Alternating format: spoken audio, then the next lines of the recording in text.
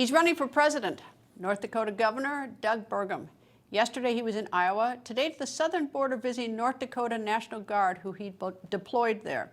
Meanwhile, North Dakota shares a 310-mile border with our northern neighbor, Canada, and it has border crossings. Earlier today, I spoke with the Republican candidate for president, Governor Doug Burgum. Governor, nice to speak to you, sir. Great to be with you, Greta. Governor, I know you sent some North Dakota National Guard troops to the southern border, and that's why you're down there to check on them. Tell me what you've learned. Well, first of all, it's, as everyone, I think, understands, which is national security is one of the roles of the President of the United States, the federal government. This is an important role, and part of national security includes border security. And right now, when you meet with the folks on the border down here, the hardworking law enforcement in the Border Patrol, you know, they do not have enough manpower. They don't have enough material. They don't have enough infrastructure resources. They don't have the right technology. I mean, clearly, this is not a priority of the Biden administration, and all of us as Americans are paying the cost right now with the unprecedented flow of not just human traffic and human trafficking, but also the illegal drugs that are flowing into our country. So, but you have North Dakota, your state, has about a 310-mile border with Canada. So you likewise are a border state. Are you seeing any illegal border entries into your state from Canada? And if so, what's the origin of the country of the people coming in?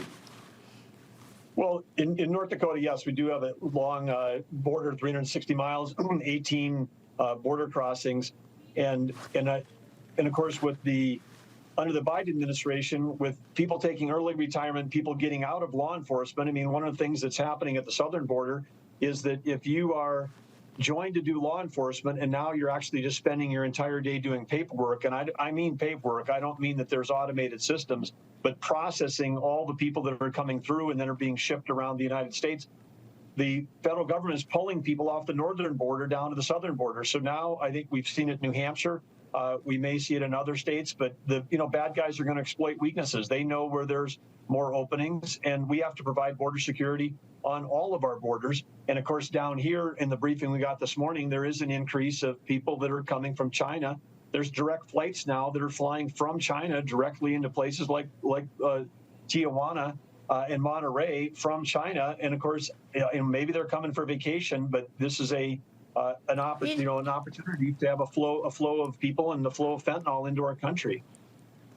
We took this show in April to Colombia, to the staging ground for the Darien Gap, and the Chinese were coming in. For instance, they're flying to Ecuador since there are no visa requirements. There a lot of people were coming from Venezuela walking.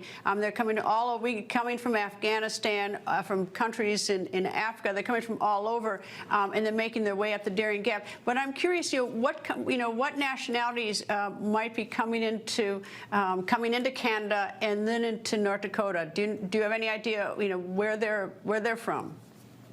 Well, at least thankfully in North Dakota, we believe that virtually everyone is coming through one of the legal ports of entry. It's just the opposite down here, where there are hundreds of thousands of people that are crossing illegally. In the sector briefing we had this morning, 98 different countries had crossed in the first 6 months of the year into our country. And again, when you talk about the fentanyl, I mean, last year under Joe Biden, 110,000 deaths in this country, 70% of those related to fentanyl poisonings. I'll call them, not overdoses, because there's no appropriate dose of fentanyl. And the year before, 107,000. And those are statistics hard to imagine. Those are like entire cities. But think of that, Greta. That's 300 people a day. These are sons and daughters and nieces and nephews and moms and dad that we're taking mass casualties because we're not controlling our border. Luck would have it, in my experience, is that I was in North Dakota doing a story. We took the show there to do about Phu Fang buying that corn mill near the Air Force Base, which has now been rejected. But we also spoke to law enforcement in North Dakota about a different issue, which was the fentanyl presence. I mean, fentanyl has been a problem from your state coming up from the southern border. Yes, every state now is a border state. And of course, large criminal organizations that are operating, whether it's human trafficking or drug trafficking. I mean, I think everybody understands that the drug trafficking can be very profitable.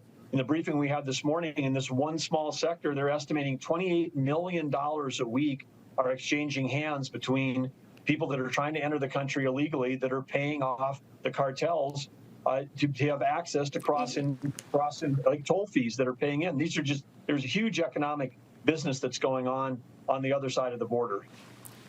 There are a number of Ukrainians who are in North Dakota right now working. Obviously, they're not American citizens. I don't know what their status is here, but in North Dakota, you have a need for workers. So, I mean, what is the status of the Ukrainian refugees who come into North Dakota? Well, actually, our oil and gas industry is making a concerted effort with a great program to try to support Ukrainians and create opportunities for them to come and work in the oil fields in North Dakota. As you know, we're one of the largest energy-producing states in the nation, and we do it, if you care about the environment and if you care about the American economy, you'd want to have every ounce of energy produced in America, because we do it cleaner, safer, and smarter here than anywhere else in the world. And of course, you've got, Joe Biden and his administration going to places like Venezuela. I mean, we have to be selling energy to our friends and allies and stop buying it from our adversaries. And we have to use energy as a tool. China imports more oil and gas in a single day than any other country. They're the most energy insecure country in the world. And we have Blinken, Yellen, and Kerry over there, and no one even talks about energy as a tool, as a weapon that we can use in negotiating with the second largest economy in the world, because they're too busy trying to shut down ours. But we're trying to grow ours. The Ukrainian workers that are coming over on visas legally and entering those communities, we're thrilled to have them and hope that more will join us. Governor, thank you very much for joining me. I hope you come back. It's going to be a long campaign, so we'll have a lot of chance to talk, I hope, sir. Great, Greta, and thanks for having on, and glad you've been to North Dakota. Have a great day.